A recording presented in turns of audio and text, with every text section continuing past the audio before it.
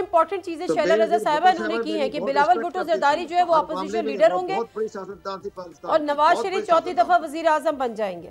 देखिए, मैं एक बात बताना चाह रही हूँ, जो 26वीं आईनी तरमीम है ना जिसकी ये बात कर रहे हैं, वो 57 पॉइंट्स थे उसके, और जिसको सीधा सीधा आजम नजीर तारड़ ने कह दिया था मुझे नहीं पता उसमें क्या है।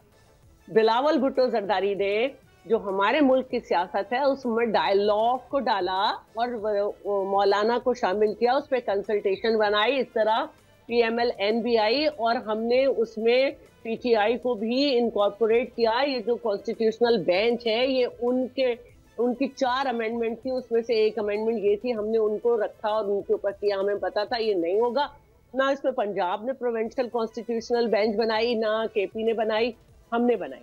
और अब भी अगर जो बात है, जब चेयरमैन ने ट्वीट किया था 27वीं तरमीम से पहले, तो उसके साथ ही कि हमारी उस पे CEC बैठी, पहले ही मौक़िफ़ आ गया था कि पीपल्स पार्टी इस पे समझौता नहीं करेगी। जिसको लानी है 28वीं तरमीम, और अगर उस 28वीं तरमीम में NFC के शेयर का कम करना और कुछ जो है डिपार्टमेंट उनको रिवर्ट्स करना, ये हमें मंजूर नहीं होगा।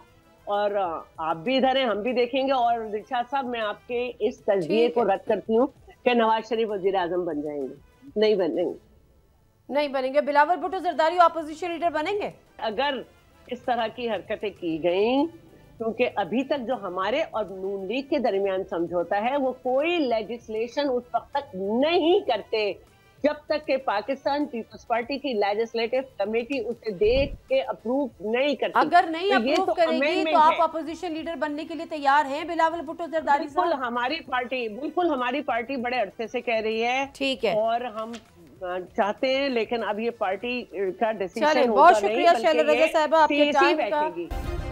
सब्सक्राइब करें और बेल दबाएं ताकि कोई खबर रह न जाए।